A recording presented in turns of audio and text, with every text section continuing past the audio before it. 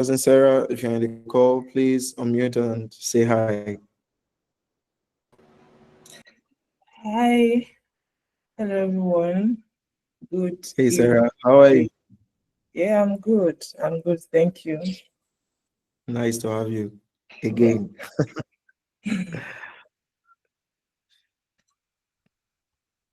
Okay, so am I starting already?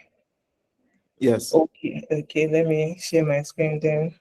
Good evening, everybody. Happy to be here again. Okay, let me share my screen.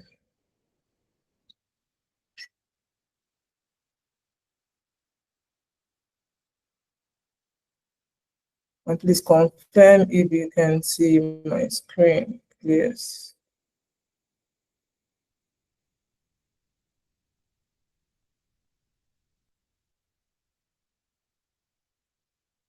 Can you thumbs up if you can see my screen?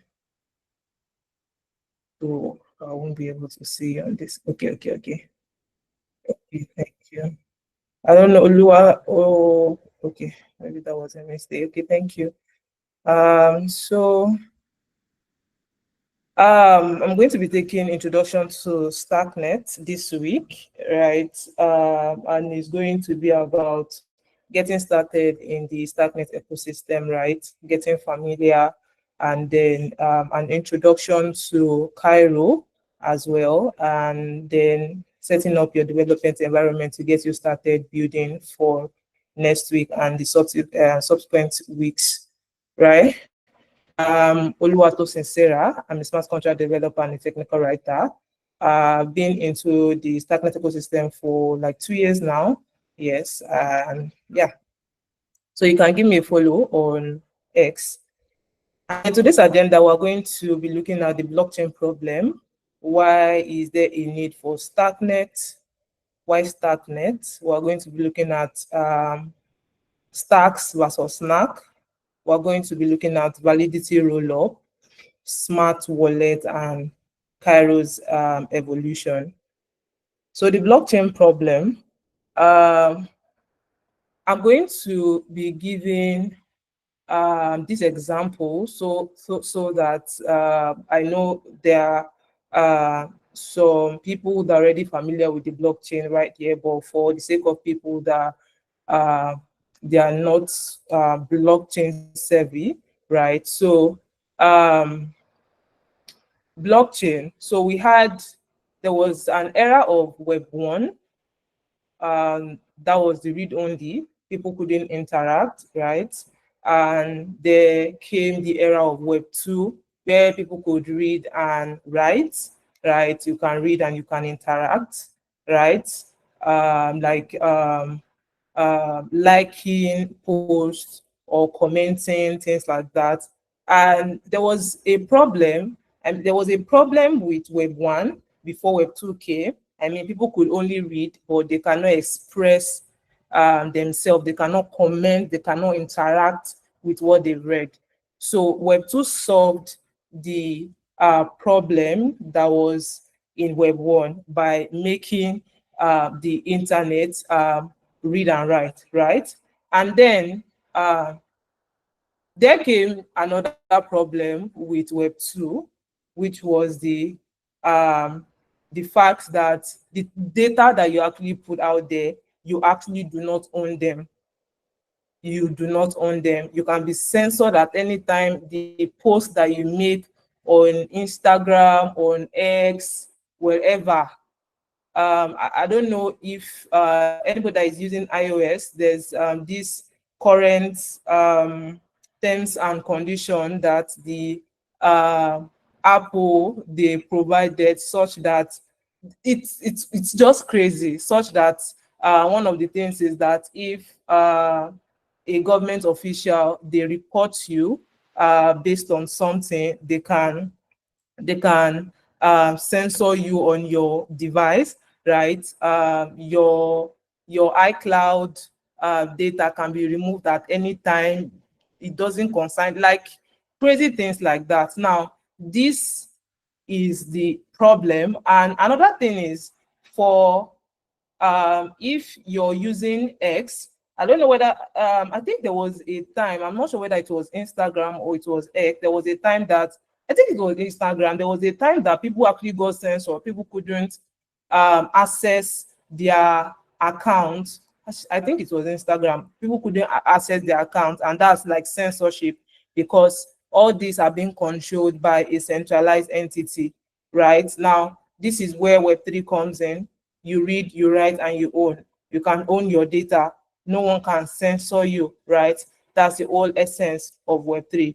And the technology that powers Web3 is the blockchain technology.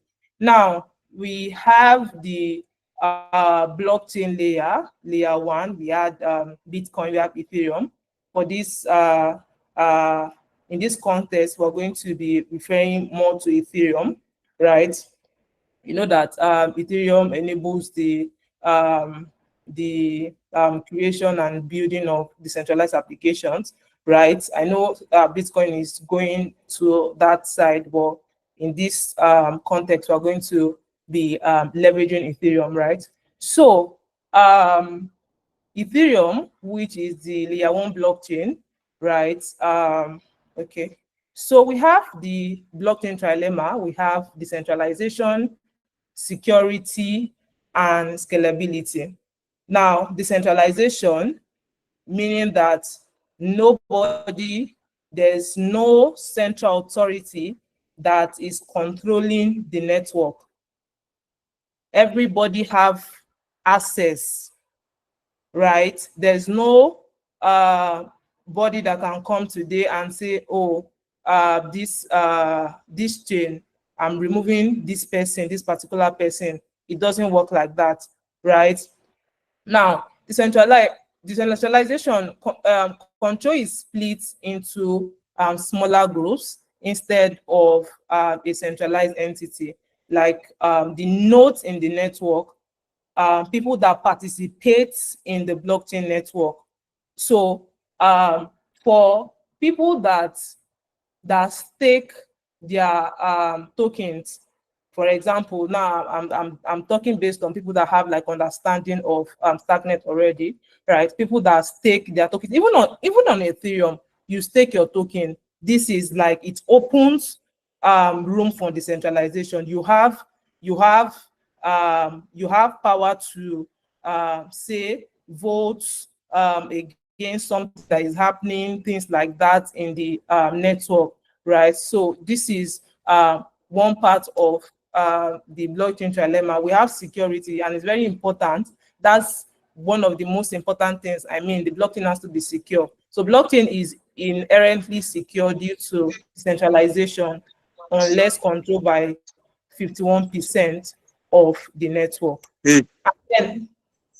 So I was talking about how that I was talking about the scalability part of the blockchain trilemma, right? There was a time in 2017.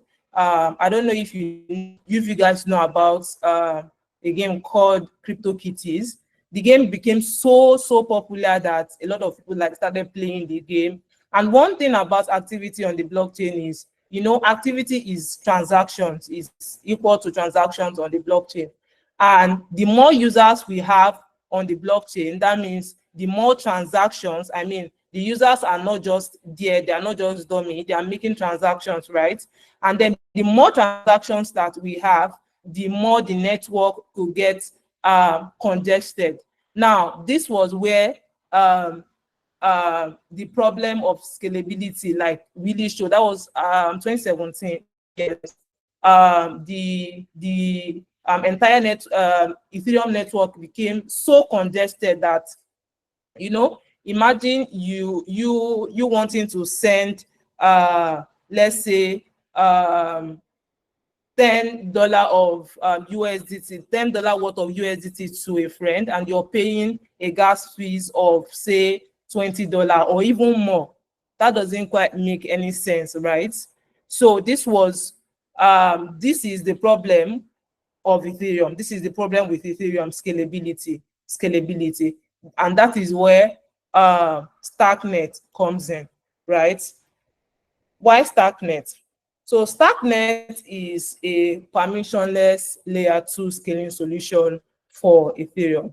Starknet is a scaling solution. It is literally scaling Ethereum, right? It's scaling Ethereum. And the way it does it is it uses a tech called Validity Rollup to roll up transactions, right? And then once it rolls up transactions all together, it batches up transactions together and then into a block, generate a proof for that for those particular transaction in a block, send the proof to Ethereum, right? Once the proof is being sent to Ethereum, there's a smart contract, a verified smart contract on Ethereum that verifies that this proof is actually, it was actually computed correctly. We'll get there, and I'm going to break it down step by step. So Starknet allows for scalable, secure, decentralized applications. You can build decentralized, scalable, decentralized applications on Starknet, and it also benefits from Ethereum's security. That which is, you know, we have the layer 1, which is Ethereum, and we have Starknet, which is built on top of it. So Starknet still finalizes on Ethereum, and it's also like it also stays, it also benefits on Ethereum's security, right? So Starknet bundles transaction off-chain. Off-chain means it is off of the Ethereum blockchain. It does this on Starknet. That is off-chain. It's not like you off your data or something. I used to like misinterpret that when I was still very new to this space, right? So off-chain is off of the main Ethereum chain, and then it bundles those transactions together, like I mentioned, right, using a validity rollup, and submit a single compressed proof back to Ethereum mainnet. And because of this, it reduces gas cost, because it's just submitting a proof. It reduces gas cost and improves transaction speed. And Starknet achieves this through the cryptography called STARKs. We are going to get there, so chill. We're going to get there, and I'm going to explain it well. So we have StarkWare, we have StarkEx, we have Starknet, and we have Starknet Foundation. I already explained Starknet, that Starknet is a permissionless layer 2 solution for Ethereum. It uses validity rollup, right, to scale Ethereum. So we have Starknet, which is the company that is behind Starknet and StarkEx. It is the company that actually is behind the tech, the ZK Stark tech, and one of, is the company that is behind all the tech powering Starknet and StarkEx, right? StarkEx is was the first product that was built by the StarkWare company, right? And is a permissioned L2. Is a permissioned L2. It means that before you can get to use StarkEx, you have to enter into contract agreement with the StarkWare company, right? Before you can get to use the tech. It also uses ZK Stack though, and I feel like in the coming days, I mean in the future, there might be like a merge from the for the StarkEx and for everything to settle on Starknet, right? So we also have Starknet. I already explained that, which is permissionless. You don't need permission from anybody to get to use Starknet. You can write a smart contract, deploy your smart contract, interact with it, send it to a friend, and it is just free to use. We have the Starknet Foundation. It is a non-profit organization. Their goal is to onboard people into the Starknet ecosystem, right, by creating educational resources, supporting events, supporting trainings like this one, right? So apart from supporting training, there are grants, different things that Starknet Foundation does to onboard more users into the Starknet ecosystem, right? So the L1 scaling problem, I already gave you like an overview before, right? So I'm going to like explain it better. Now, on Ethereum, okay, before I move forward, let me see if there are questions so far.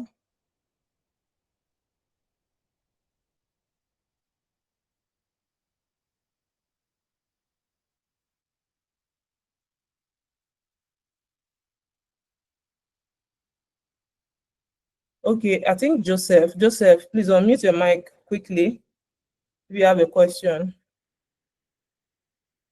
So that was a mistake. Sorry about that. Okay, David, please.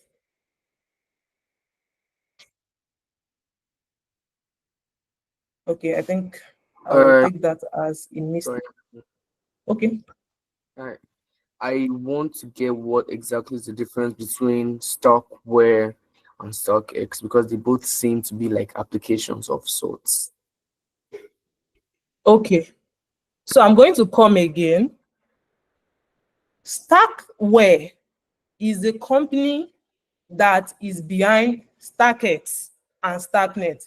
It is the company that, will I say produce, is the company leading StarkEx, and one of their products is StarkEx. Another of their products is Starknet. So it's a company of people working together to actually, their goal is to scale Ethereum, right? So we have StarkEx and the Starknet. StarkEx is permissioned, while Starknet is permissionless. Did I answer your question, or are you still confused, David?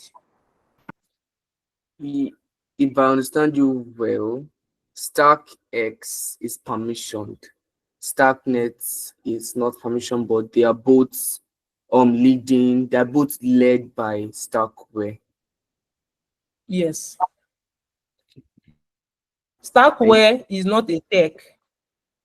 It's a company of people working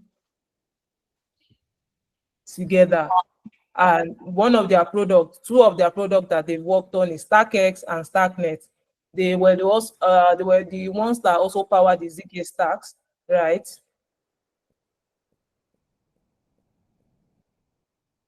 Okay,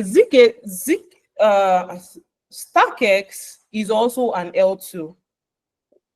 StarkEx is also an L2, but it is permissioned, and it is application specific. For example, you can check out, I think Immutable X is an example of is an example of a project that is using StarkEx. The YDX were using StarkEx before, but they later shifted their focus, right? Yeah, they later shifted their focus. So it's application specific. You can have like maybe an NFT project or decentralized exchange, something like that on StarkEx. It's just permissioned, right? So yeah, did I answer your question? Who Yes. asked? Yes, ma'am. Thank you. All right.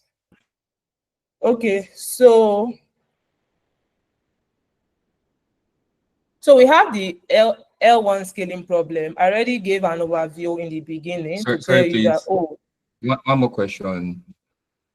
Okay. Sorry, Miss Sarah. So I like to understand better what Starknet is actually, or maybe StarkWare itself. Is it like, for example, you know how we have Polygon on Ethereum? Polygon is like a blockchain on its own that helps to, make transactions to be less gas efficient, right? To be more gas efficient, I mean, on Ethereum. Is that how we have StarkWare exactly? Is it like a blockchain on its own, or what exactly? Okay. I think people might be thinking of that. Okay. So Polygon is also a layer 2 scaling solution, right? Just as Starknet is a layer 2 scaling solution. One thing you should have in mind that people that created Polygon, people that worked on the Polygon tech. I'm not sure of what they are called. I don't know whether it's Polygon Foundation or what. They are likened to StarkWare. StarkWare is a company. StarkWare is not a tech. Is not the scaling solution itself. StarkWare, what the company is interested in is providing solution. They are providing solution to actually scale Ethereum. And two of the products that they have produced to actually solve this problem is Starknet and StarkEx. Starknet is permissionless. Anybody can use Starknet. You can deploy decentralized applications on Starknet. You can use Starknet. It's free to use. And StarkEx is not free to use. You have to like enter into contract agreements with StarkWare before you can get to use the system.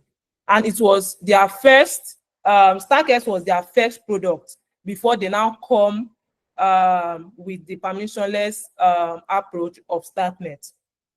So did I answer your question? I'm not sure who asked that question though. Yeah, it was me. So basically, in summary, one can say that maybe a company or maybe a blockchain or maybe a cryptocurrency can be built on top of Starknet, for example, which will still be on Ethereum. Maybe somebody can choose to make another coin now and maybe build it on Starknet, right? A coin like Polygon on Starknet, right? For example, and Starknet is not like a cryptocurrency like Polygon or maybe whatever like that. But I know that I don't know if you understand me now. So if someone has a project or maybe a coin, somebody can come and deploy it on Starknet, right? Yes. Okay, fine. Yes, Thank you. I think you're mixing things together. You're saying cryptocurrency and this and that. You know, crypto is is DeFi, like decentralized finance, right? Crypto is basically like your tokens.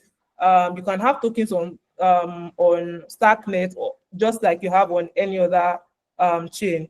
And then for the deployment of token that you're talking about, you can deploy a token contract on Starknet. Yes, you can deploy, let's say you want to like build a meme token, you can deploy that on Starknet for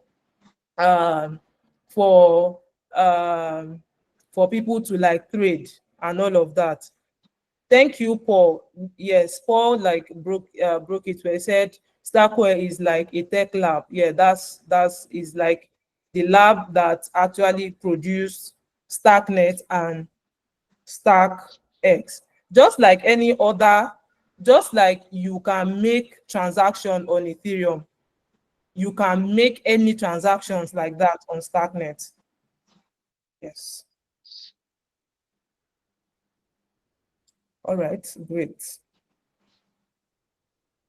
Okay.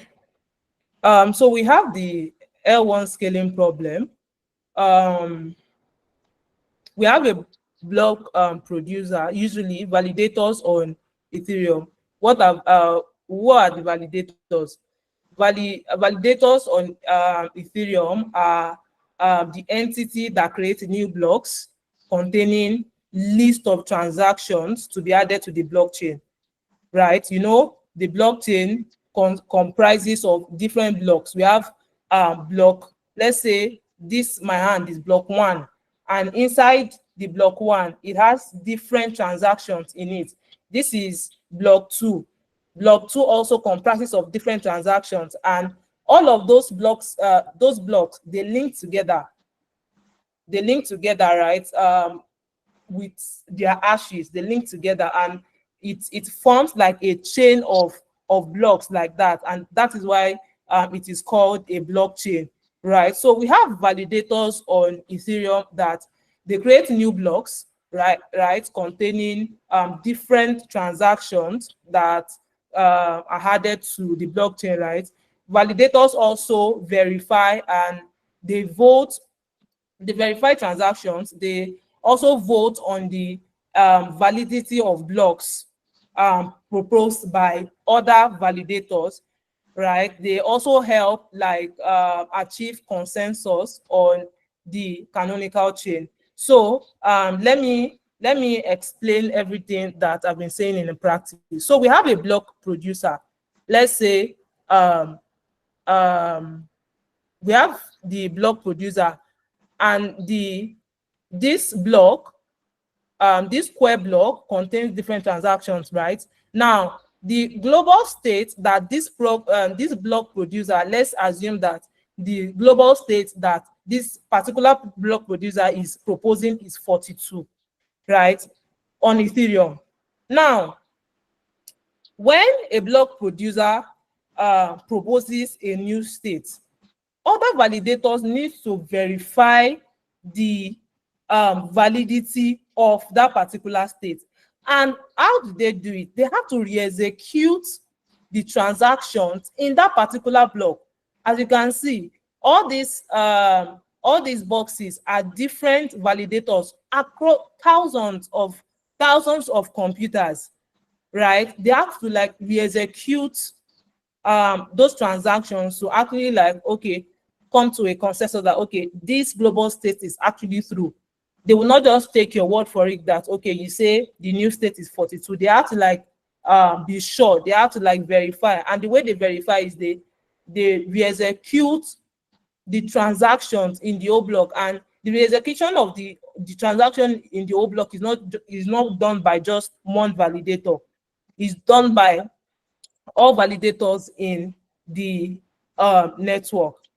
Now, for Starknet, we also have a block producer on Starknet, which is the sequencer, right? We're going to get into detail, I think, the next class on Wednesday, yes, where we'll be explaining the Starknet architecture. Now, the new state of the block was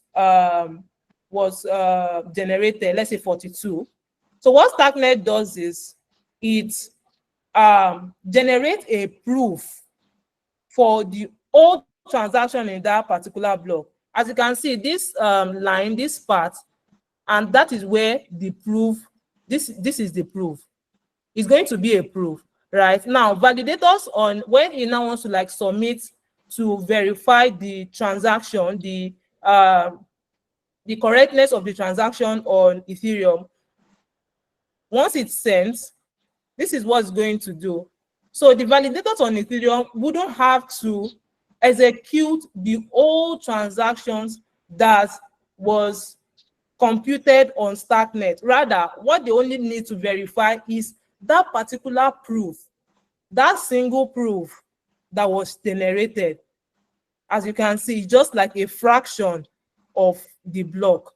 It's just a fraction. And with this, the gas cost is like extremely smaller, right? So now, validity proof is to computation. You know, we said computations are all transactions, like all transactions that have been computed on Starknet, right? So, and then we need to like generate a validity proof for the computation, right? And then you know about zip file, how zip file compresses, zip compresses your file size. So it's all about compression. Validity proof compresses the transaction and then gives you like a very small proof to send to Ethereum, just like zip is to file size. Now we have validity proof. Validity proof is a use case of zero knowledge proof. At this point, let me see if there are any questions. Okay, no questions so far. So validity proof are a use case of zero knowledge proof. Let me be sure we understand what zero knowledge proof means? Can you give a thumbs up if you understand what zero knowledge proof is?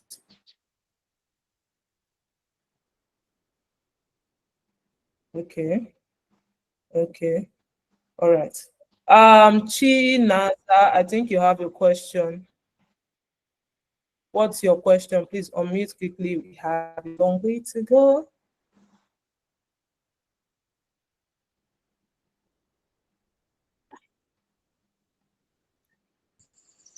Okay, I think that was a mistake. Is So, there any? Okay, please go ahead.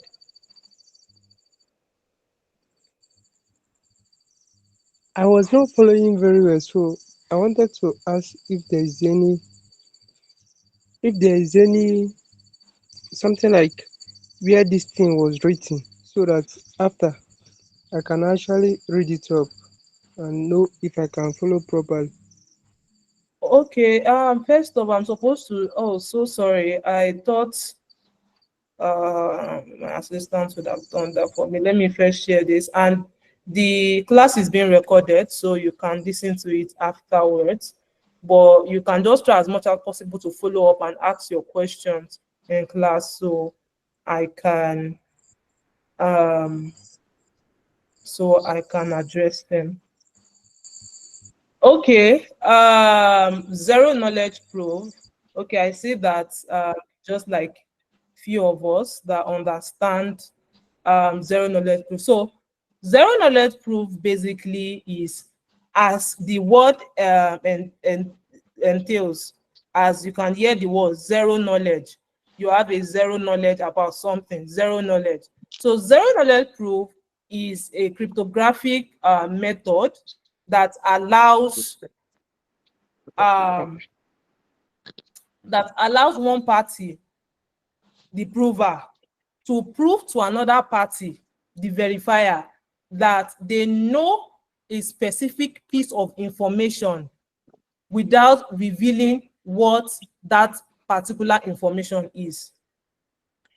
Zero knowledge proof, all of these things that I'm talking about, zero knowledge proof, this and that, almost all of them are just based on mathematical, they are mathematics, by the way. So it's a method, zero knowledge is a method that allows a party, which is the prover, to prove to another party, the verifier. We have one party prover proving to the other party verifier that they know a particular information without revealing what the information actually is. So an example, let's say, imagine you want to prove to your friend, say David wants to prove to Chinaza that he knows the password to an account. Say they are friends, right? He knows the particular password to an account.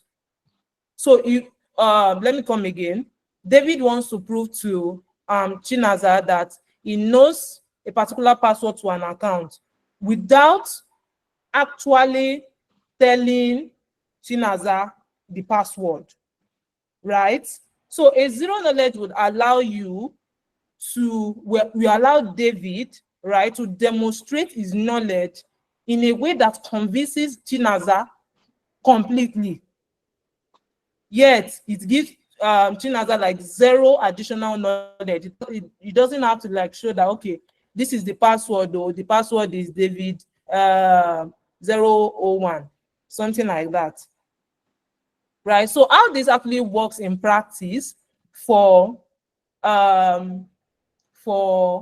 Starknet is that, how the zero knowledge works is that, as I made mention, the party, the prover, so when transactions are bundled on Starknet, when transactions are rolled up on Starknet, a proof is generated, and the entity that creates this proof is called Sharp, is shared prover.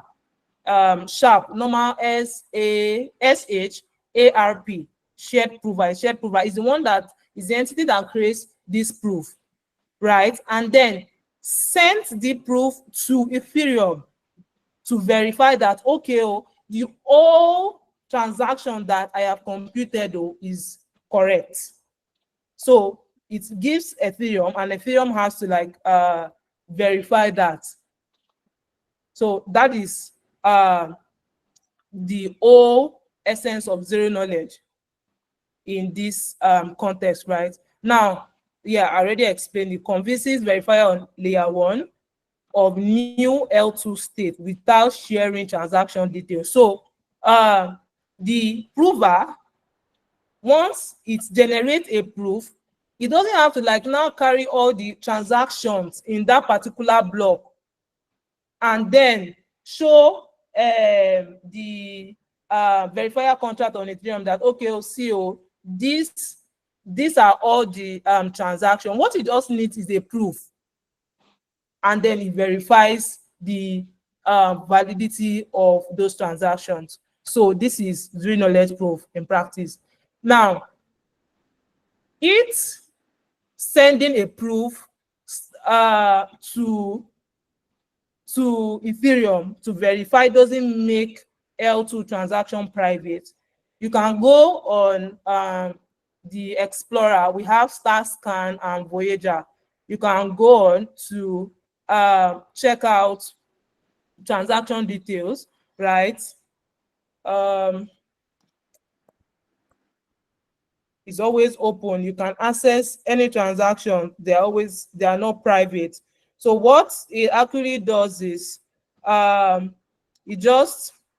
these are blocks, and these are transactions. So for each of these blocks, these are block, this is block number, these are blocks. So this particular block contains a series of transactions. And once that transaction is bundled all together, right, a proof is generated and sent to Ethereum. And the verifier contract on Ethereum verifies. Let me show you the verifier contract. Verifier Starknet verifier contract on Etherscan. Yes, this is it. So this is the verifier contract. Is this the verifier contract?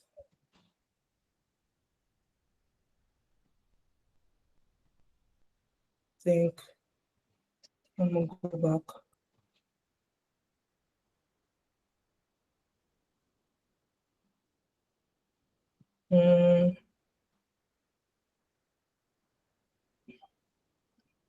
You can check here.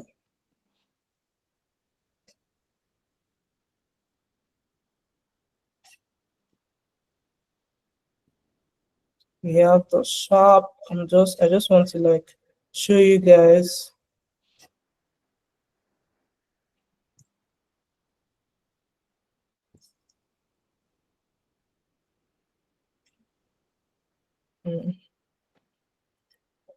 What is it?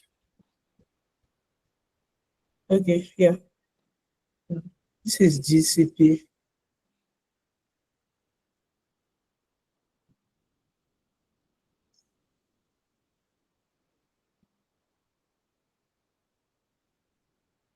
Yes. So this is the as you can see, the verifier contract. Can you see? It's verify proofs. See the method. It verify proofs on Ethereum where the finality is done, right? Any question? I'm saying.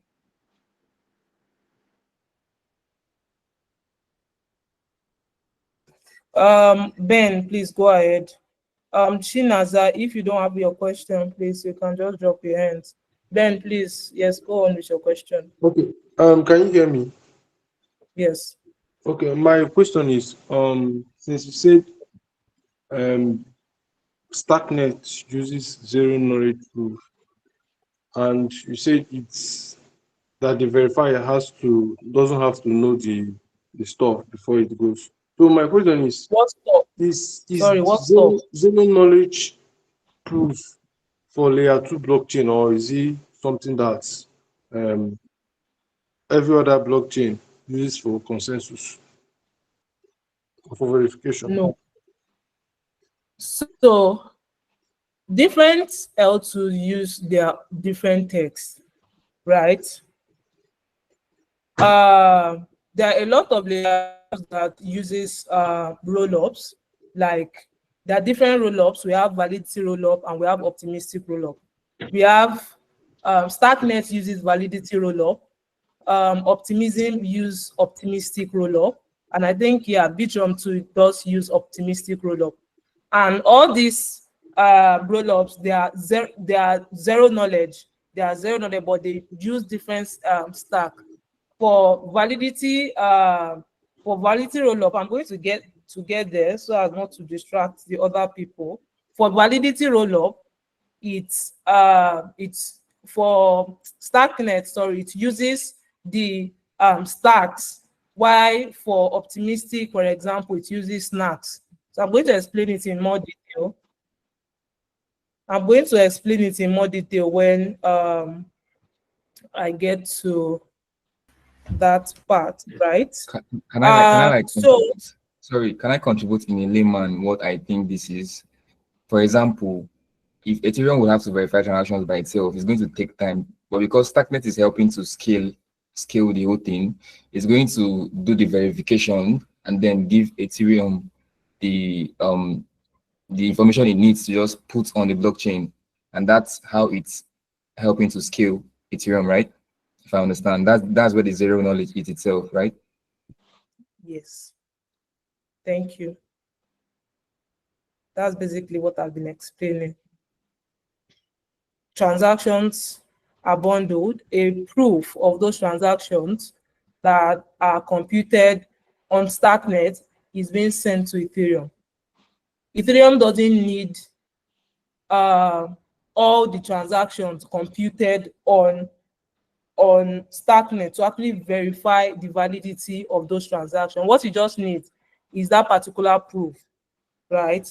To verify that, okay, those transactions that was actually computed to generate this particular proof is actually correct. So that's it. So as I was saying, L2,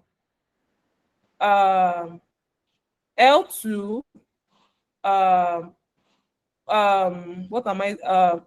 So the convincing the L1, the verifier on L1 of the L2 new state without sharing details doesn't make L2, doesn't make Starknet transaction private, right? It makes verification efficient. Verification are succinct, like very little, succinct, very little. Now, I already explained validity proof, validity rollup. Now, Starknet is based on STARKs and not SNARKs. I'm going to explain STARKs and SNARKs. It allows for efficient proving. You know, I made mention that the way the proving and verification works, right? It's very gas efficient and it's very efficient, right?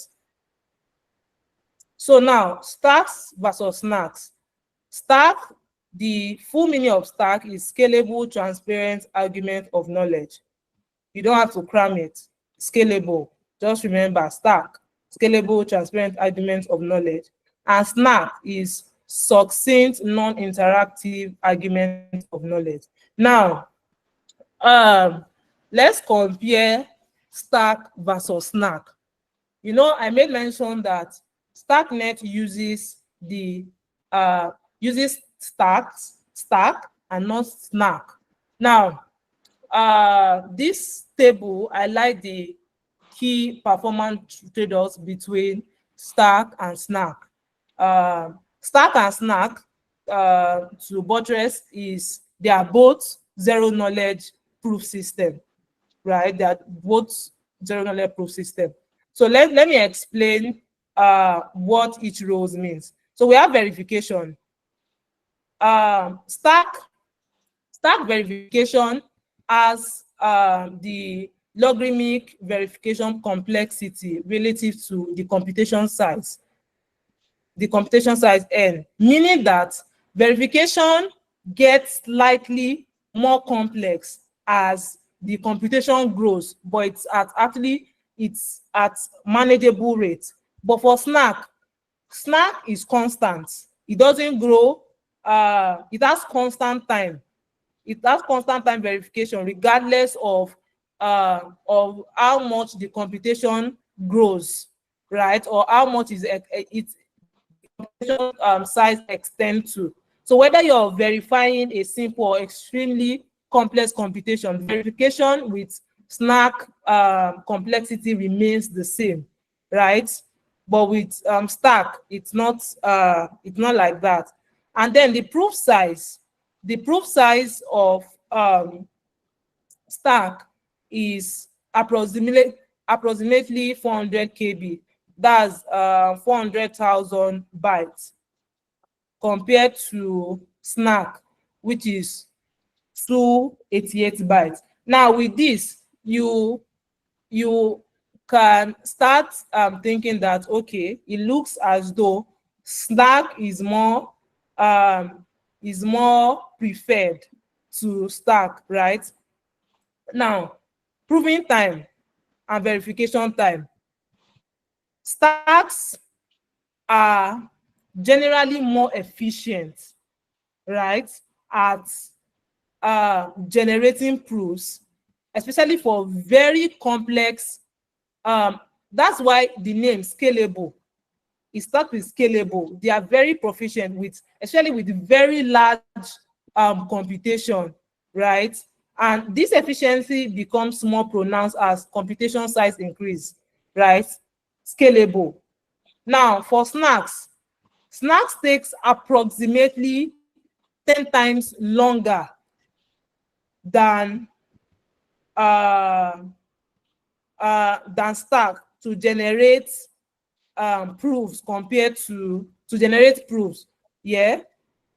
And then for verification time on STARK is 1x, and verification time on SNARK takes about twice as long to compare to STARKs.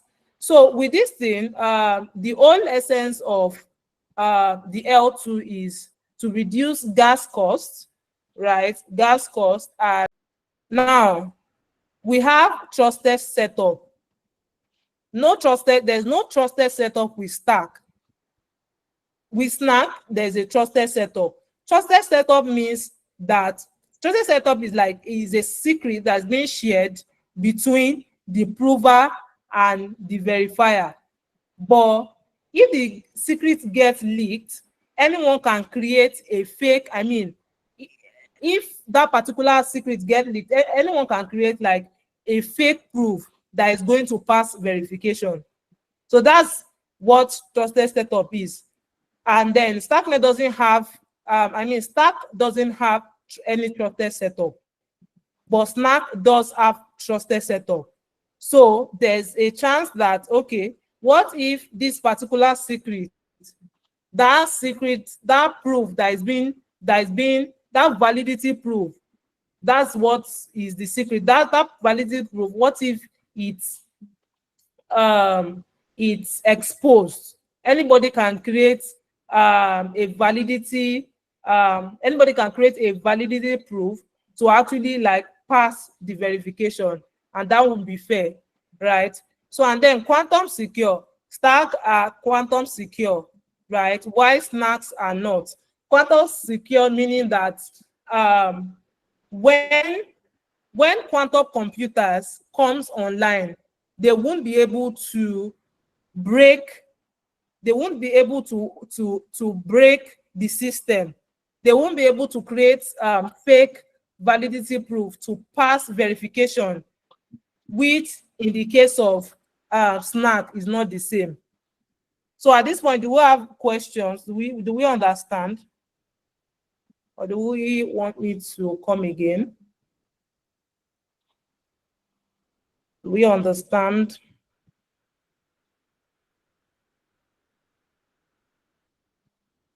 Okay, Adebola, please ask your question.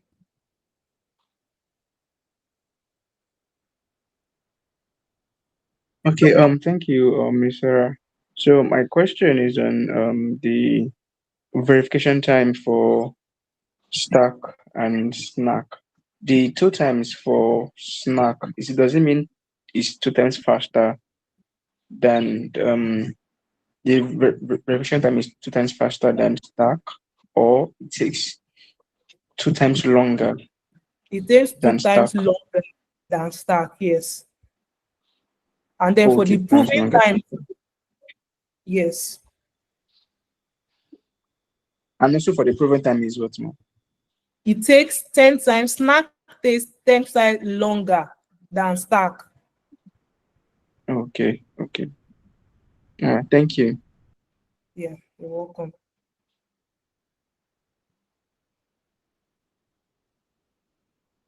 Okay, so we're going to move forward. So L1 finality. Finality on L1 means that, okay, these transactions has been finalized, they've been verified, and they come to a consensus. The validators in the network have come to a consensus that, okay, this particular transaction is correct. Now, it reaches finality, right? Once the transaction is verified, right? Now, normally, finality on Ethereum on the base layer takes 6 minutes. I think it's better now. If we check the Explorer, it's better now. And on Starknet, when you want to, let's check this. So this is the prover. Let me send this to you in case you want to check it out as well. Okay, David, you said I should come again. Come again on which part, please?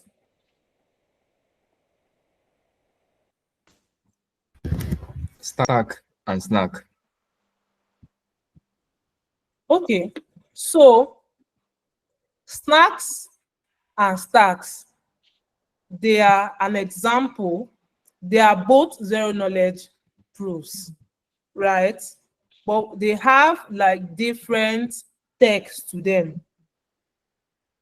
The features that I'm trying to explain for STARKs and SNARKs, you will see. Let me come again, slideshow. So the features of Stark versus SNARK. Remember, Stark is scalable, transparent argument of knowledge. It is scalable and it is transparent argument of knowledge. Why SNARK is succinct, non-interactive argument of knowledge. Now we have different they have different features that we just compare together. Verification, proof size, the proving time that these different tech takes, right? Their verification time, trusted setup, quantum secure. Starknet uses the Stark tech. Right now, verification and proof size with Stark, you can see the proof size for Stark is larger. This is 400,000 bytes. That is the proof size approximately for Stark. Why for SNARK is so small. And then the verification for SNARK is also constant. It means that whether you are verifying a simple or extremely complex computation, the computation size is always constant. I mean, the verification complexity, the verification remains constant, remains the same. For SNARK, it doesn't grow. if you like, you can deploy, let's say your, I just want to use contract as an example. You can deploy a contract that just says storage. Maybe you're just writing your name, David, you're setting it to storage. That's like, it's supposed to be counted as a small computation, right? And then let's say you're deploying a whole smart contract, like different smart contract for a decentralized exchange. The computation is supposed to be large. For SNARK, it doesn't grow. It's constant. You're doing small, you're doing large. It's constant. Your computation. And then for Stark, it's not the same, right? Now, proving time on Stark is on 1x, right? And then Stark is 10 times longer. Let's say you prove a particular, let's say the verifier on the verifier contract on Ethereum proves a particular proof for 1 second, and that is not 1 second to use it, so I'm just using that as an example. It uses 1 second. Now SNARK is going to use 10 seconds. It's 10 times longer. If Stark uses 1 hour, SNARK is going to use 10 hours to prove. That's the proving time for SNARK. And then the verification time for SNARK is on 1. It verifies, for example, this is not the correct, I'm just using it as an example. If it verifies for 1 minute, SNARK will verify for 2 minutes. If it verifies for 1 hour, SNARK will verify for 2 hours. And then Stark doesn't rely on any trusted setup. Trusted setup is a secret that is being shared between the prover and the verifier. And then if the secrets get leaked, anybody can create, the prover is the one that generates the proof, right? And send this to the verifier to verify. If the secret that is being shared between the prover and the verifier gets leaked, anybody that can take that secret and create a fake proof and send, maybe the person sends a malicious, sends a couple of malicious transactions on the chain, generate a proof for it, and then with that secret that the person has, the person can generate a fake proof which will pass the verification on Ethereum, right? So because of that, SNARK uses a trusted setup, right? But Stark doesn't use any trusted setup. So there's no worries to think about, okay, what if a particular, maybe the secret get leaked or something, right? And then Stark is quantum secure, right? Quantum computers can come online. There's no way they can break the Stark system. It's quantum secure, right? And while SNARK is not quantum secure. David, do you understand now? Perfect. Perfectly well. Yes, thank you. I do. Yeah, you're welcome. Okay. So we're talking about finality. Finality, okay, I was going to show you something on the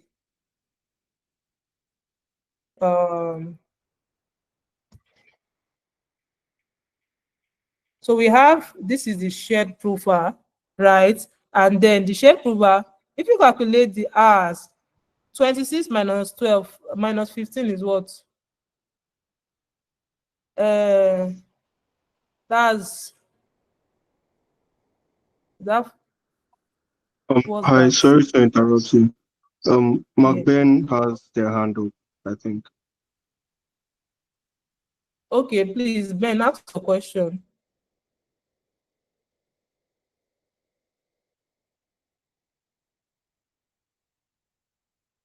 Can you unmute your mic and speak, Ben? I don't have any questions, sorry. Okay, please, can you drop your hand if you do not have questions? So, Okay. yes. It was a mistake. All right. So we have the verifier, the sharp verifier, that was going to like calculate. So we have, this is 11, 26 minus 15, that's 11. So these are 11. 37 minus 26 is also 11. So we can, these are 11. That means that 5 hours. No, that should be a mistake then. That should be a mistake. Now, normally transactions on Ethereum, let's check a transaction. So let me check a transaction.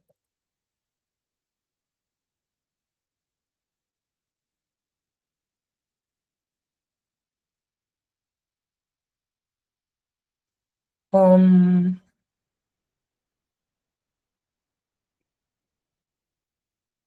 blocks. You can see seconds. These have really improved. They've really improved. And so for a particular block,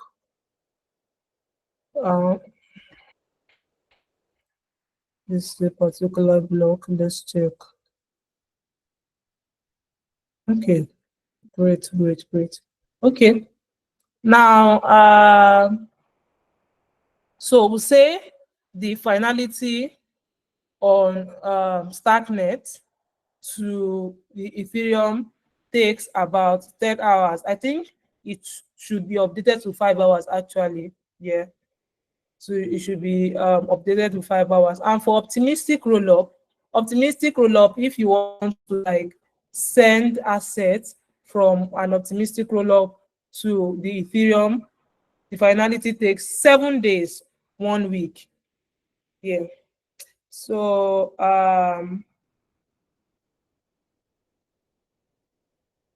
why summary? Why Starknet? Starknet is an L2 scaling solution for Ethereum. With everything that I've explained, you will see that the tech that powers Starknet drastically help to reduce gas fees, and also faster transactions, right? Transactions on Starknet right now, let me confirm. I have 10 seconds in this why is this not giving me?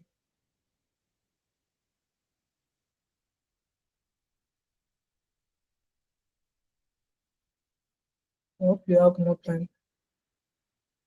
This doesn't want to.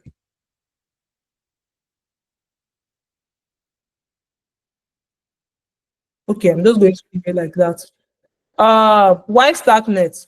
Starknet is optimized for zero knowledge tech, yes, and it has higher computing power, very low gas fees, very low gas fees. If you want to execute transaction on Starknet, honestly, you might think is completely free, because the gas fees is ridiculously cheap. Starknet is secured by STARKs plus Ethereum. You know, it relies on Ethereum for security, right?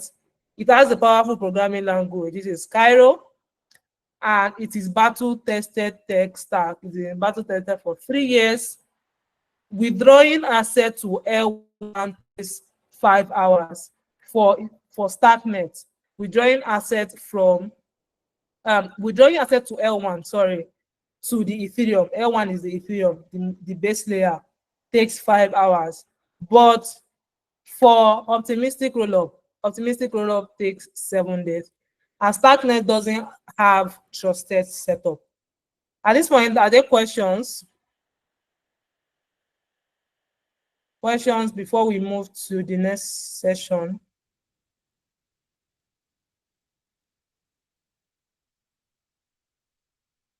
I think Optimism uses optimistic rollups. Yes. Does that mean their transaction use? So you know, the just like Starknet, off chain, off of the Ethereum, their finality on their particular chain is different. I don't know the time, their finality time on their layer. But when you want to withdraw assets, when you're withdrawing assets to L1, it takes 7 days. From L2 to L1, it takes 7 days for optimistic rollup. But for Starknet, it takes 5 hours. Yes. You can check out optimistic rollup. They use fraud proof instead of, Starknet uses validity proof. Optimistic rollup uses fraud proof. Yeah. We're not yet to explain fraud proof. We're here for Starknet, but I can answer your questions too. Okay, I think there are no questions. So we're going to move to the next validity rollup. Validity rollup, I've mentioned validity rollup, and I think at this point, someone should be able to explain what a validity rollup means without even me explaining, because I've mentioned validity rollup. I've mentioned how that transactions are bundled, right? So don't worry, I will ask my questions later. Validity rollup. Now, validity rollup, they execute transactions off-chain. Off-chain, like I said, off-chain is on Starknet, off of the base layer. The base layer is on-chain is Ethereum, right? Off-chain is the L2. Now, they bundle transaction into a single proof, as I explained this one. Submit proof to Ethereum mainnet for verification and settlement. Settlement is finality, right? Reduces, is that a question?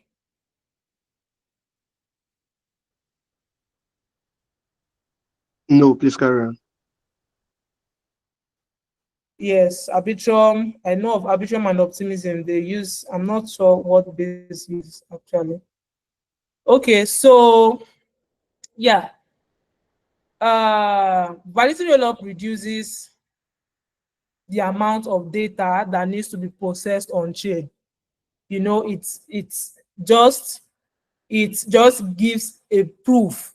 So it's ridiculously reduced the transaction that should be processed on chain. What on chain needs to only process to verify is that proof. Every other thing is done off chain. The computation and the generation of proof is done off chain, while the verification is done on chain. And the verification you only need to verify a very small, it's just a fraction, a proof, right? Now, this makes transaction very fast, more cost effective, while benefiting from Ethereum's Ethereum's security. I've explained this so many times. Now, there's a scenario that I like to use, which is, let's say you're a teacher, you're grading an exam. Without validity rollup, you will have to check every single answer on every single exam, right?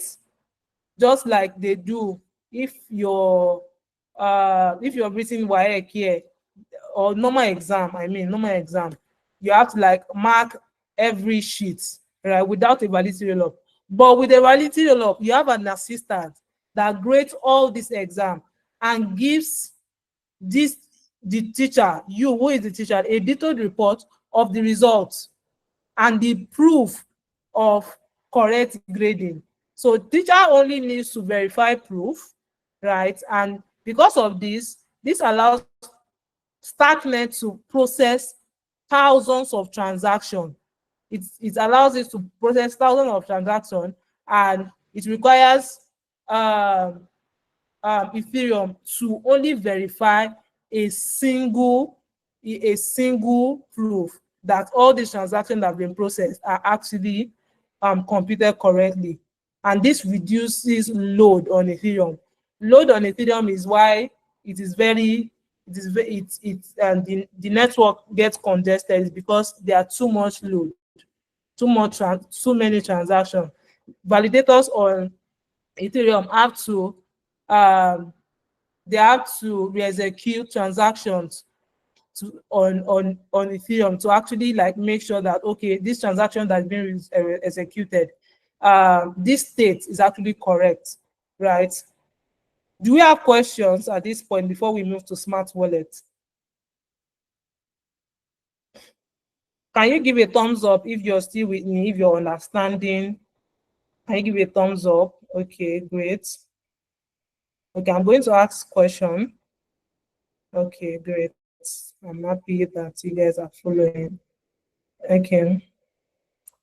Now we have smart wallet. Smart wallet is not just like your normal wallet. Can people mention the wallet that you know? Can you mention? You can drop a message, types of like wallets that you know that you have used, or the one that you know, crypto wallets that you know. So I want to make this interactive. Trust wallet, okay. Trust wallet, MetaMask, Trust wallet, Luno, SafePa, Phantom. Great. OKX is a centralized Leap wallet, Coinbase. Nice. No. So now, you see? Yes, thank you guys. Budget wallet. You see all these wallets that you guys are they are your mentioning. We have Binance and Co. Binance. Say Binance. You mentioned it now. Say Binance and Co. So we have this wallet that you guys. I'm going to use Trust wallet and MetaMask as an example, right? Agent, yes, thank you. I'm going to use Trust wallet as an example. You know, on your Trust wallet, you have a wallet address that you send to somebody when you want to receive crypto, right?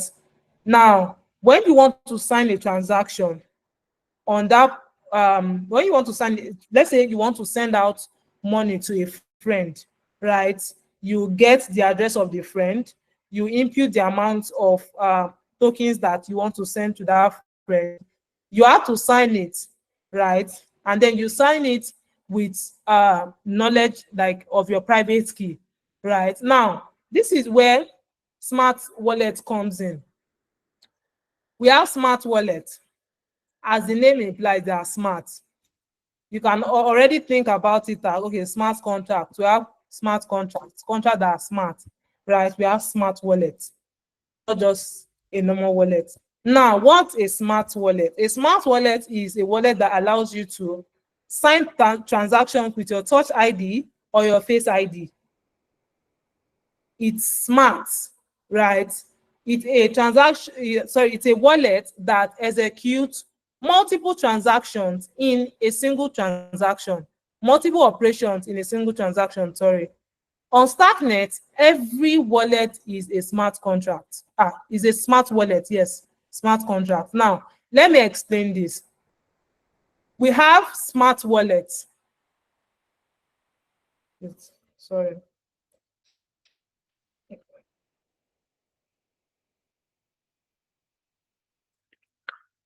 Excuse me. So we have two different types of address, right? Of accounts, let's say of account. We have smart contract account and we have EOA, that's externally owned account. Externally owned account is a user account. Your normal wallet account, your Trust wallet account, that's an externally owned account, user account.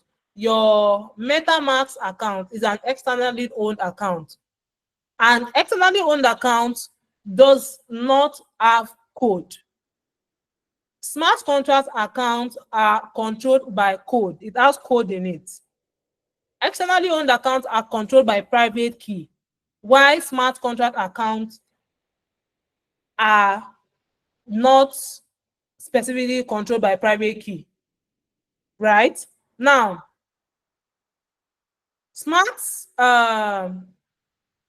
like I made mention before, smart, every wallet on Starknet, we have two wallet providers. We have Argent and Bravos, right? They are smart contract accounts. There are no EOAs, and they are built using account abstraction. So the tech of account abstraction, as the name implies, is abstracts the signer and the account and make them whole, right? So now, account, I'm going to explain in detail. Account is not going to serve, the account contract is not going to serve as the intermediary. Now, should I? Now, let's explain. I made mention that a smart wallet on Starknet executes multiple operations in a single transaction. I would have done an example, but I don't have, I don't think I have tokens or MetaMask at the moment.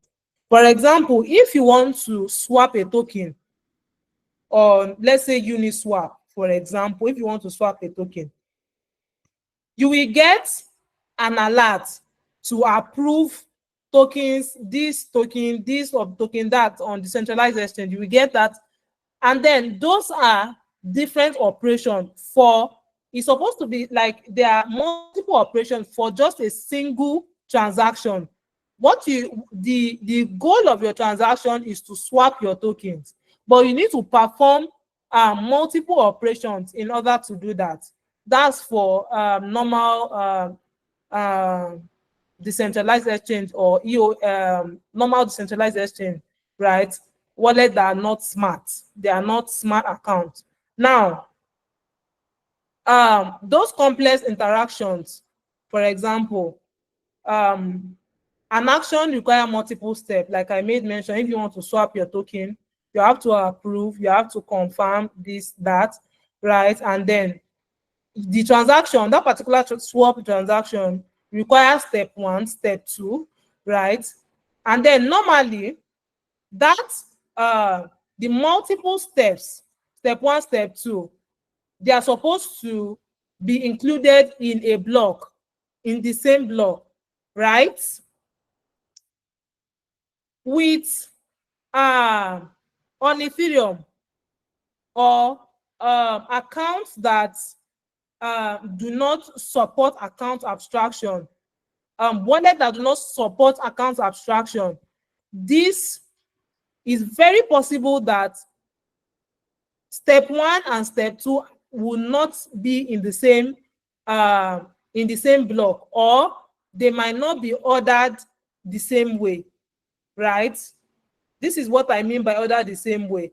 In another block, you could have step 1, other transaction, other users. I mean, a lot of people in the network, they are performing transaction. David wants to, let's say it's David that wants to swap his token. Before he will click on approve, Ben has already executed the transaction to send money to his dad at home, right? And then that transaction has been finalized. That's another transaction, like that. And it's very possible that even just one step could be in block number 1, and another step for you approving that token is in block 2. So that is a problem. This raises a problem. Now, with this, there's this is susceptible to attack, MEV attack. So we have MEV is maximal extractable value. Yes, and then we have different attacks that could happen with MEVs. We have front running, back running, sandwich attack. An example is if maybe let's say you want to buy a token. Let's say you want to buy a token, and that token is selling for $10. an attack could happen in such a way that how should I explain this that you guys will understand well. Let's say David's name has stuck in my head.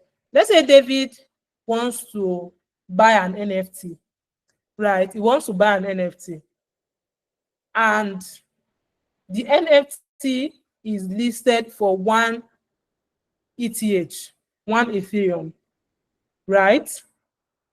That Ben is selling. Ben listed the particular NFT for 1 ETH, right? And David now submits a transaction to offer that 1 ETH to Ben to buy that particular NFT, right?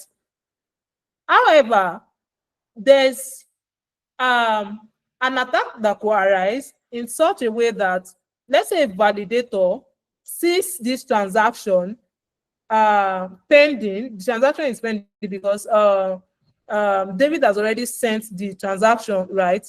Now, say the transaction is pending, is in the main pool, is pending, right? The validator, for example, can realize that particular NFT is actually worth more than 1 ETH, is worth like 5 ETH, for example, right? Now, what the validator will do is insert their own transaction before David, right? Buy the NFT for 1 ETH, then we still get the 1 ETH because he listed the ETH for 1 ETH, but then he didn't like know the value has actually increased to 5 ETH. Now, once the validator buys this NFT for 1 ETH, immediately he will sell, then he might immediately sell that particular NFT for a higher price, even more than 5 ETH. So this is how this is like an example of how MEV works, right? And this could happen because, see, before you would approve transaction 1, you approve this thing, another transaction can come in between, which could cause sandwich attack, like MEV attack generally, right? So how the multi-core on Starknet works? These transactions, they do not happen like this on Starknet, right? They are bundled, they are multi-cored on Starknet. So this transaction that you want to swap your token, it happens just once. You don't need to start approving this, approving that. It happens just once because it's smart, right? So multiple user it allows for multiple user operation in a single transaction. So we have step 1, step 2, step 1 and step 2, they are in one block. So nothing like this. They have to be in the same block and in the same order. Now, account abstraction, I think I already explained the account abstraction. Its purpose of is the coupling of the signer and the account. Signer is the you're signing a particular transaction, the device that signs a transaction, right? Identified using with a public key. And accounts, smart contracts on Starknet. They are smart contracts on Starknet. It can hold assets just like your regular wallet, verifies signatures, right? Execute transactions with multi-core. Now let's explain account abstraction in practice.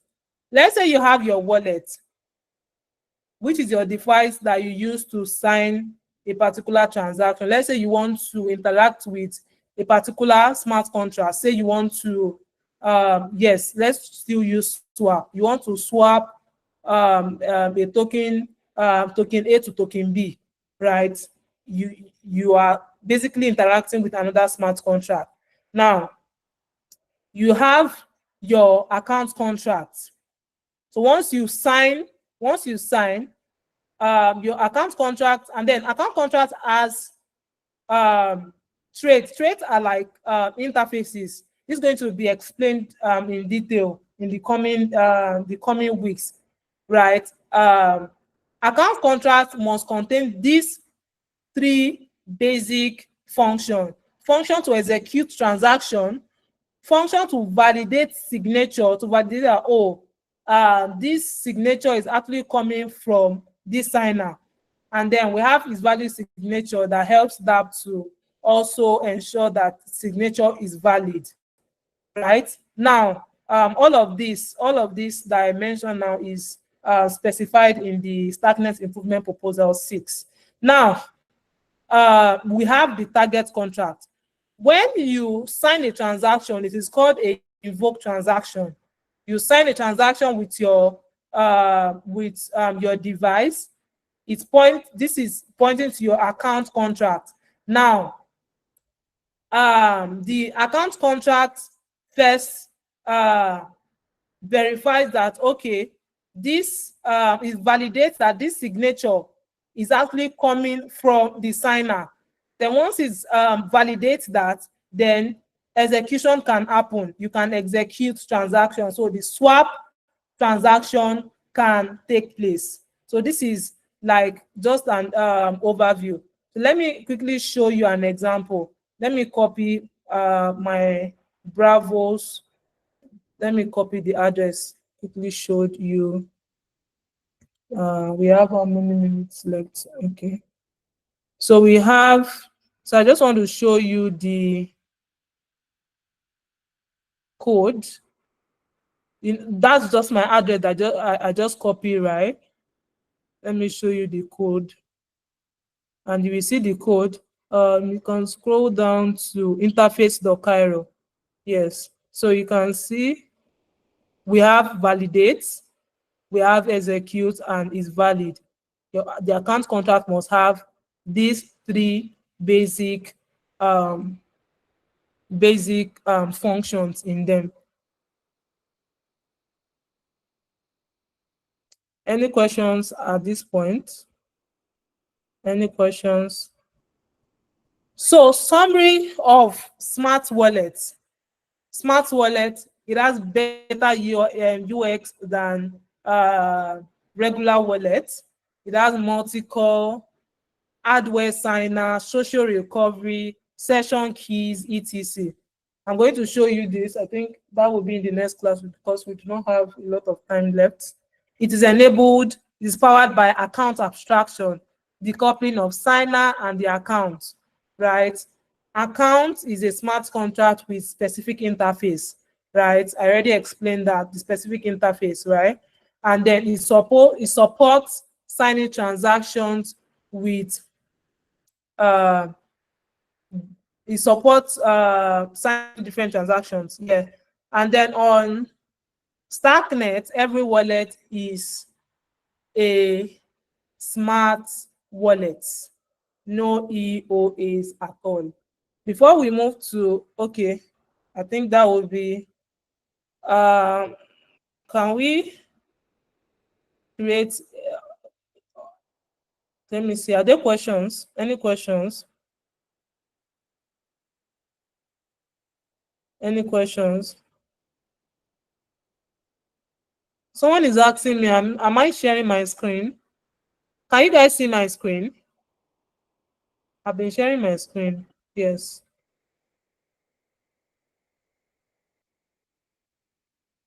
Are there any questions? I'm just beginning to see the screen now. I'll just write up that I've been showing you.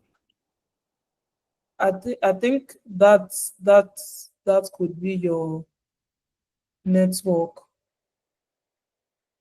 right? Okay, no questions. So you have to create a wallet, create a Bravos wallet. So you can click on this. It's going to take you to, I already have Bravos wallet created. It's going to take you to download the Bravos extension. Is anybody would anybody love to share their screen? So should we do that? Should we do that?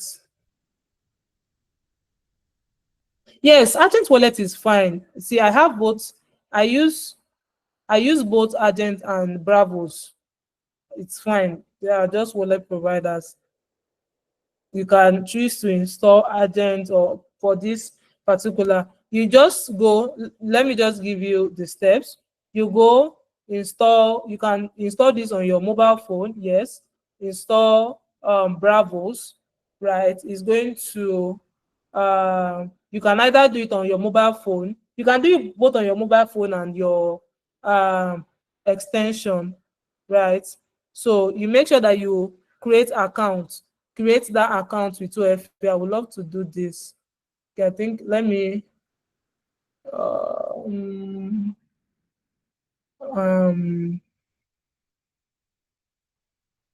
okay, let me use another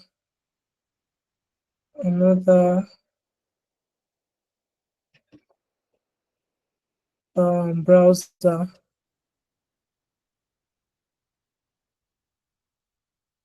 I'm going to reshare.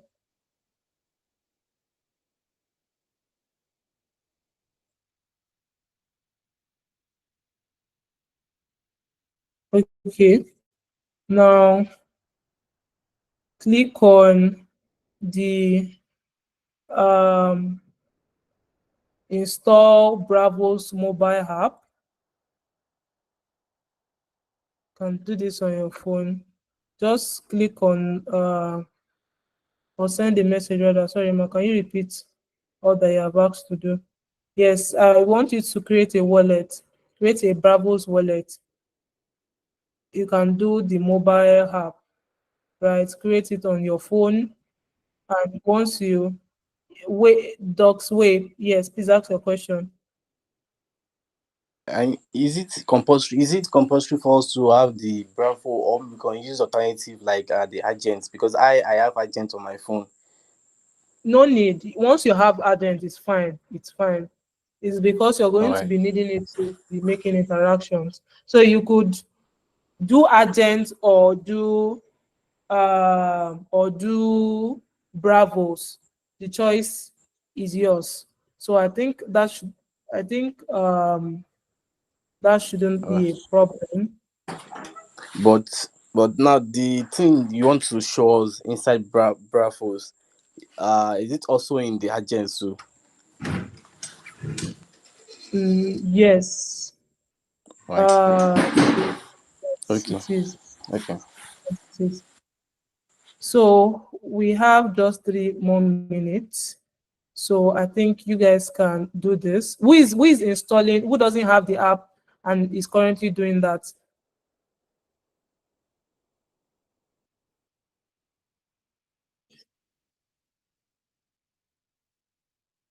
Martin, do you have the Starknet app on your phone, on your mobile?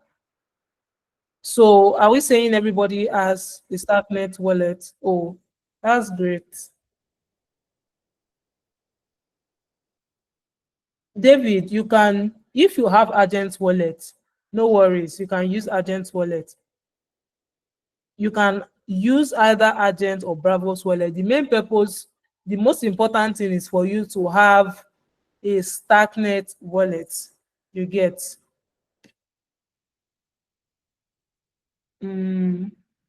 Okay. Since I don't have the Starknet app yet, if you don't have the Starknet app yet, please click on this link. I think that will be our exercise for this class before the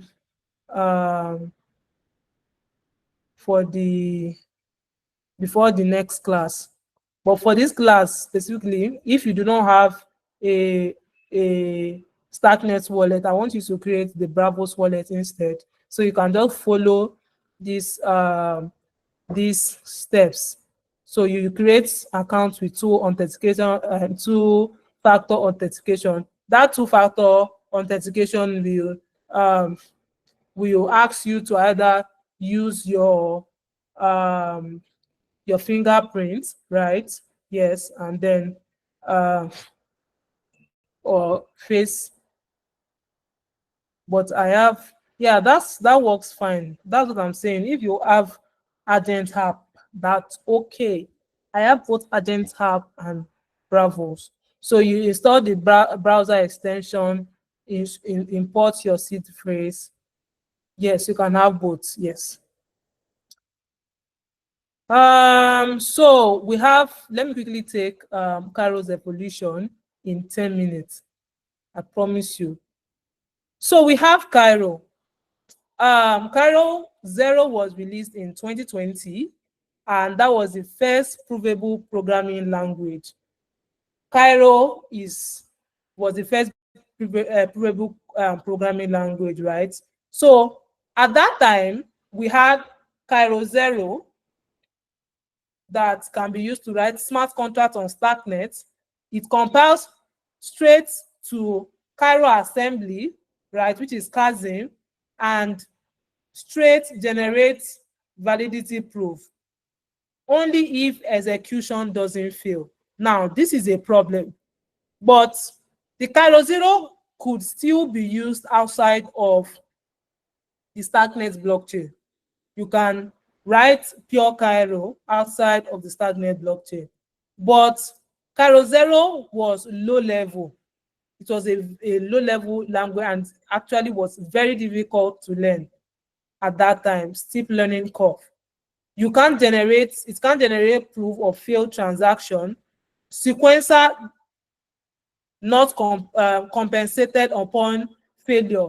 You know, normally, just like validators produce blocks for transaction on Ethereum, when they do that, when validators produce blocks, there's a particular fee that they get for doing that. They're not just doing free work, right? They earn money doing that.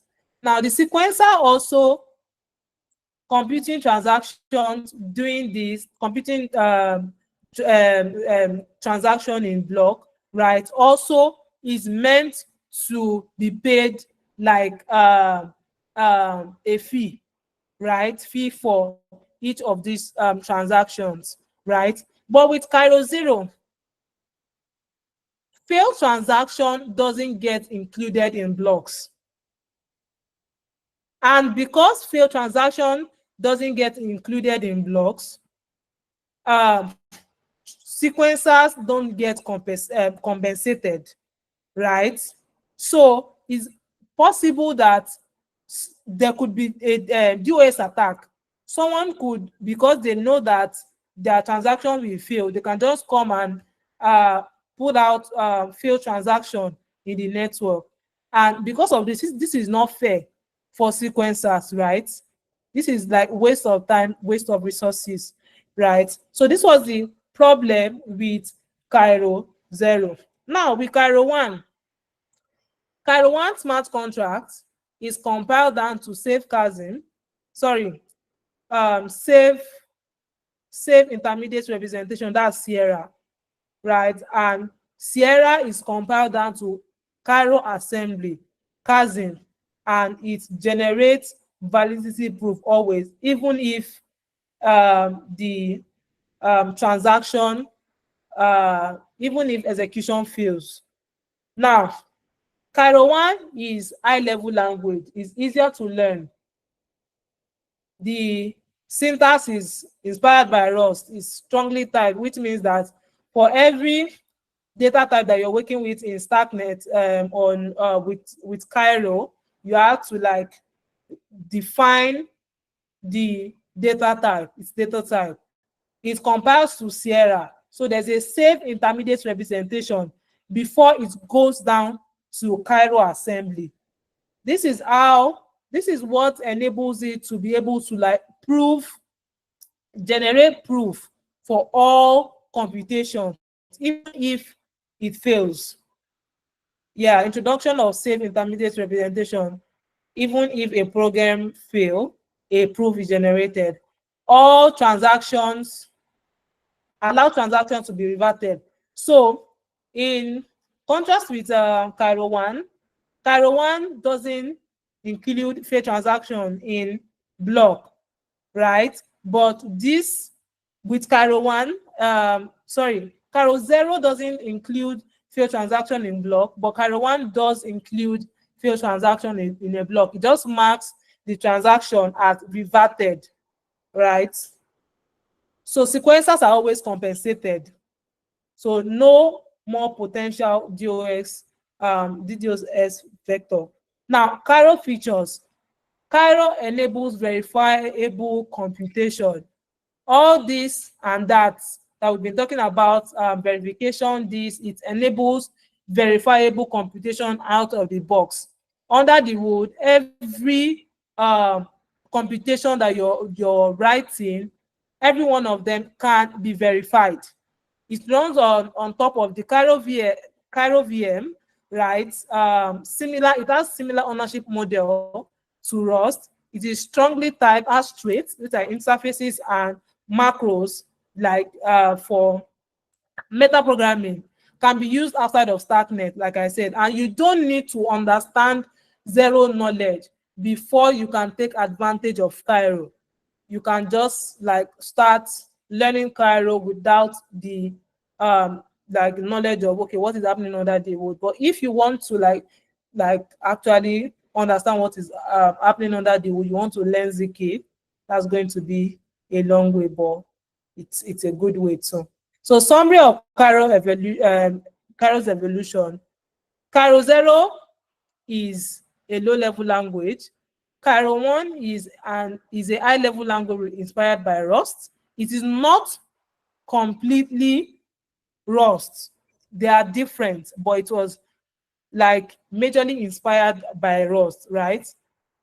Sierra allows for reverted transaction. That means transactions, even failed transaction, can be included in blocks. Smart contracts can be upgraded. Is someone talking to me? I think somebody's hand is up for a question.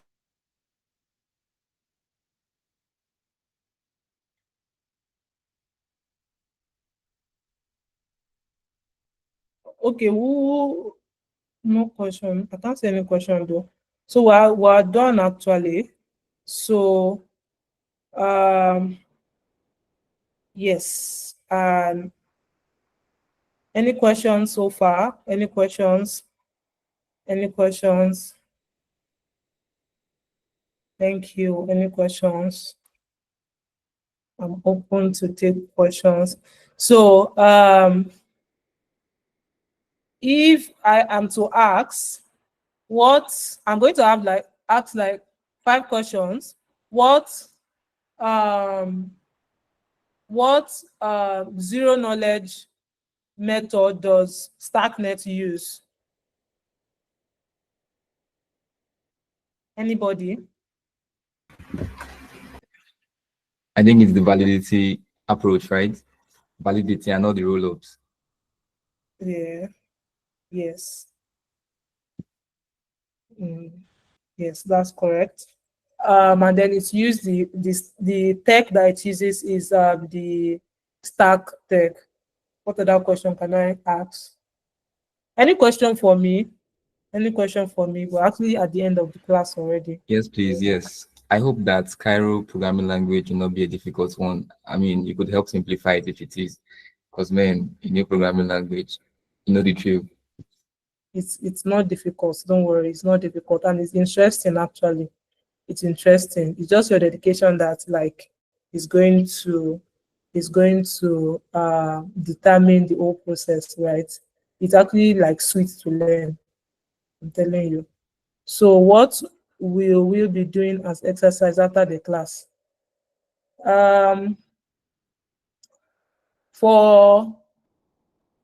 For people that do not have wallets, I want you to create a wallet. Yes, Martin, please go ahead.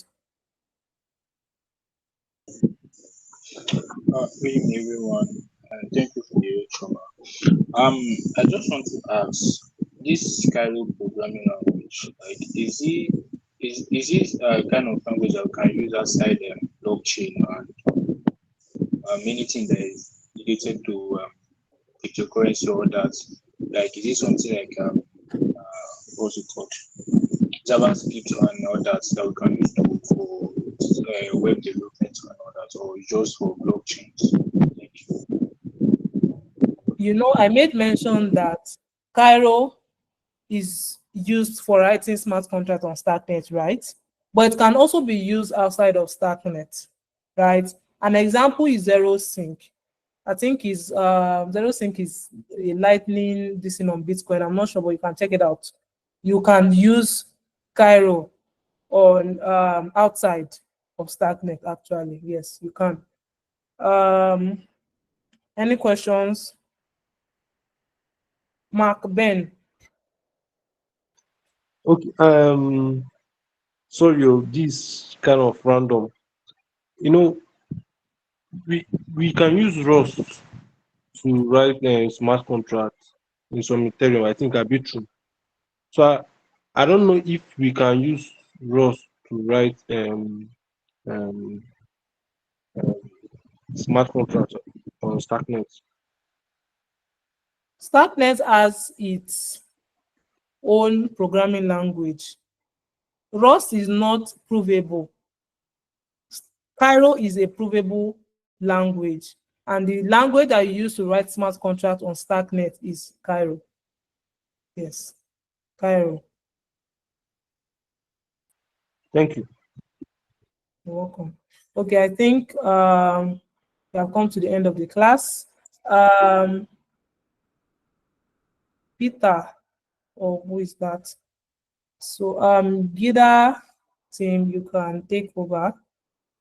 Yeah, thank you. And our next class will be, yes, our next class will be on Wednesday. We'll be going through Starknet architecture. We'll be understanding sequencers. I think you already have like, before we go, can somebody explain from what they've learned, the role of a prover and the role of a verifier?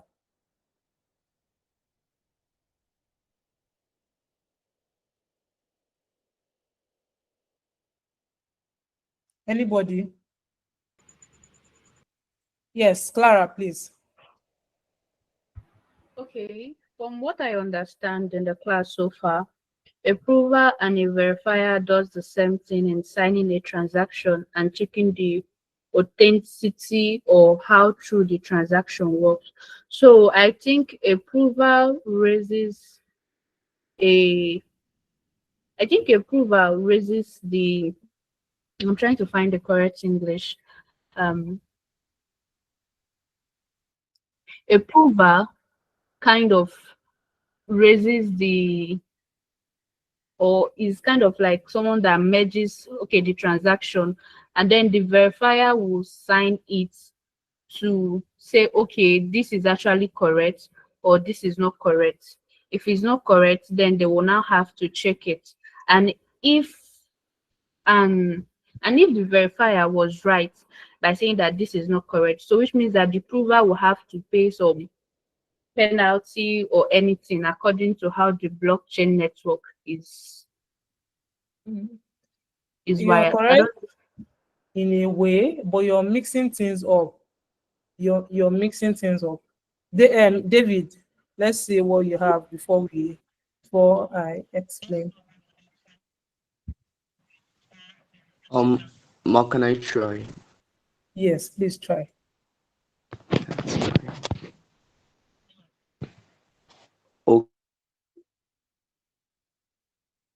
A prover is, let me use the word, is a party that submits proof to demonstrate that they know a particular piece of information without actually revealing that information. What you said about zero knowledge proof, I guess.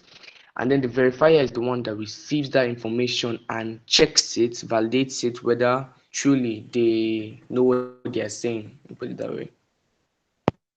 Yes, yes, that's correct. But I was looking for an answer that would explain it in the context of, like, okay, we have the sharp, which is the shared prover that is being used on Starknet, right? So Clara, hear me now. So what happens is when transactions happen on Starknet, when transactions are executed on Starknet, those transactions are rolled up. As you roll up a banner, for example, you roll up a banner, they are rolled up together into a block. And once those transactions are rolled up, there is the sharp now generates a proof for all these transactions. Transaction 1 to transaction, let's say transaction 1 to transaction 1000 that was rolled up.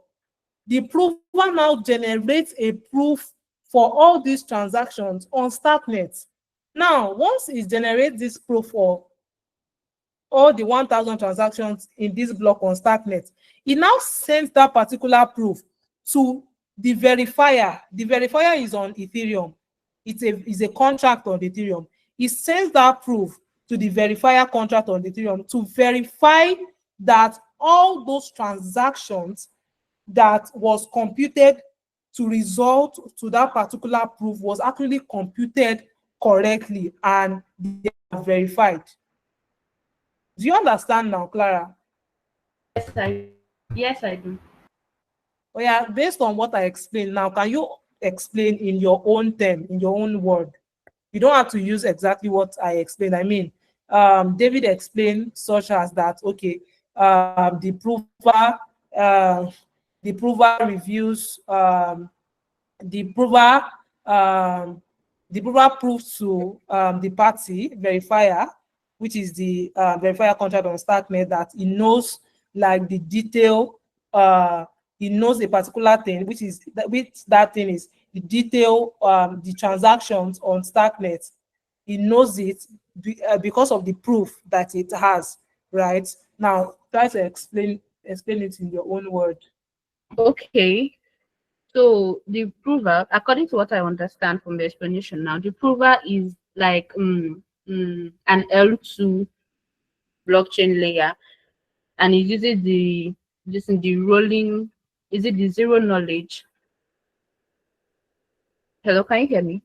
Yes, I'm with you. Okay, so he now comes and rolls up some multiple transaction that is going on in the blockchain environment, like in the blockchain network, to like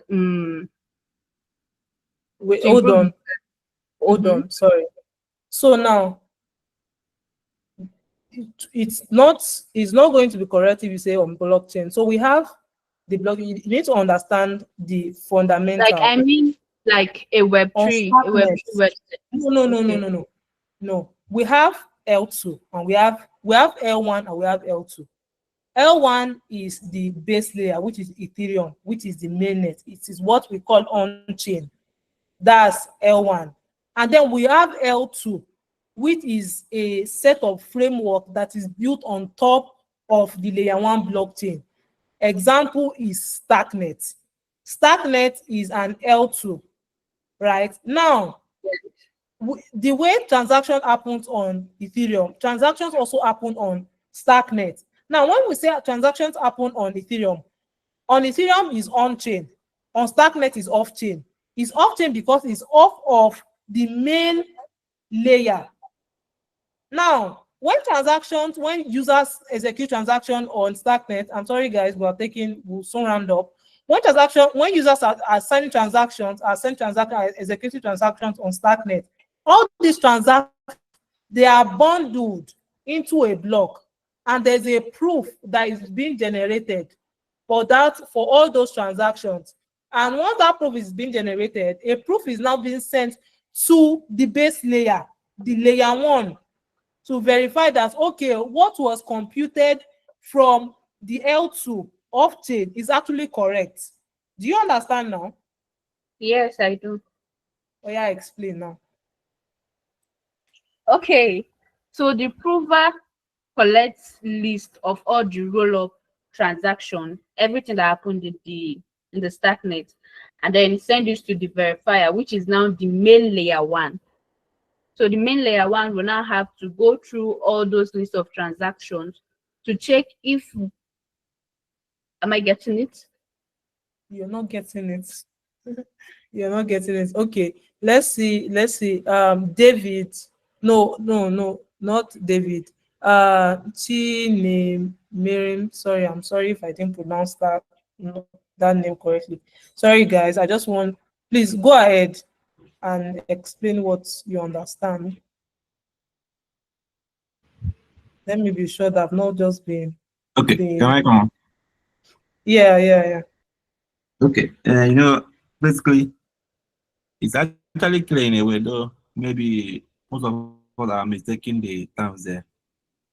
So the prover here is more like an entity that generates the proof, more like a mathematical evidence of the whole transactions you get to the layer one, to the layer one to verify.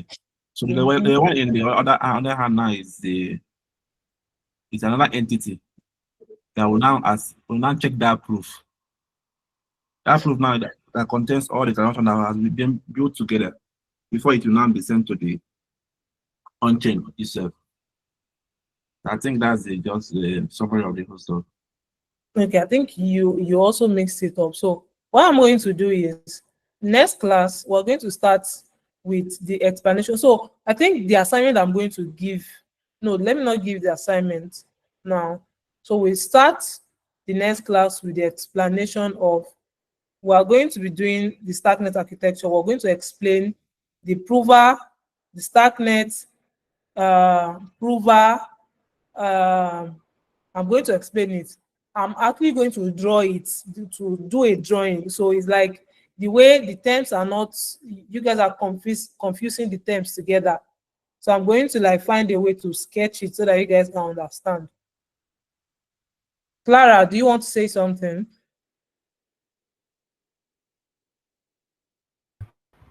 Yeah, sorry, can you hear me now? I can hear you. Okay, but wait, from what you are trying to say, the prover is actually the ones that, like, let me use it like in my own terms, right?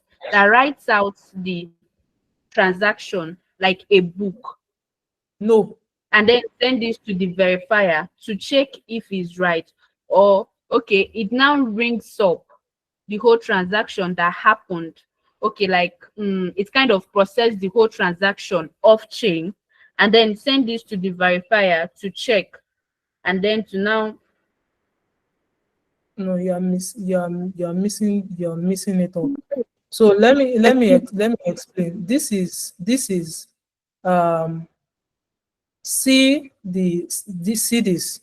We have, Clara, are you with me? Can you see my screen? Yes, I can.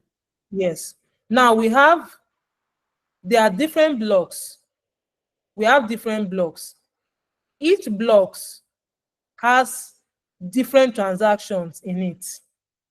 Different transactions are transaction, maybe you're executing, you're sending, let's say, crypto to another, or you're trying to your just transactions, right, on Starknet. Now, each of these blocks, you see these things, they are blocks, and each block has different transactions in it. So what happened is that, as you can see, this particular block is still pending. What happened is that the sequencer is the one that orders transactions in a block. Sequencers order transactions in a block. Just like this one is still pending. The block has not yet reached its limit. So for this, you will see they have different, it consists of different, you can see this is the Starknet, the sequencer address that computed this particular block. Now, for this particular block, I said sequencers are the ones that orders transaction in that particular block, right? Now, once those transactions are being ordered, they are being ordered by the sequencer, right? All those transactions, they are rolled up together. This, for example, see the state root of this particular block. They are rolled up together to generate. Now, once they are rolled up together, right, we now have an entity, which is the prover, the shared prover. The shared prover is the one that generates the proof for the correctness of all the transactions in this particular block. So once it generates the proof for the correctness of the transactions in this particular block, it sends that proof to another entity on Ethereum, which is the verifier contract. This is the entity. It sent the proof to the verifier contract on Ethereum to verify that, okay, all the transactions that are executed to generate this particular proof, they are actually correct. And that is where finality happens. Now, do you understand? I don't want to keep a lot of people need to go. We have spent so much time. Please go ahead. I don't know how to pronounce your name. Lamin. Yes, Lamin. Thank you.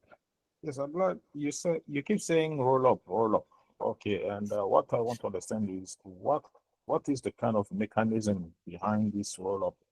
Is it like the Merkle tree on Bitcoin, or is it different?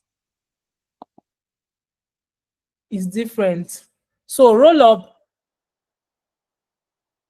I couldn't pronounce it. So I already explained it. Is for the roll up, for the validity roll up, validity roll up, it uses the StarkTech. It uses the StarkTech. The proof is not I'm trying to check the slides to show you where we have 4 minutes more. Oh, sorry. It took so much time. Wait. The validity rollup, yes, it uses this StarkTech. It uses the StarkTech. So it's not like the normal Merkle proof that Ethereum uses for its state root. Yeah. So I think, yeah, we have come to the end of the class. Thank you, everyone, for listening. So by Wednesday, I want us to, I wouldn't say, I don't know, by Wednesday, we'll continue. So there's going to be a small giveaway for someone that is able to like explain what the role of a prover and a verifier well, like in the technical context, right? Not in this class, in the next class. Thank you guys for joining. So hi, good night. GIDA team, I think you can. Thank you. Nice. Bye.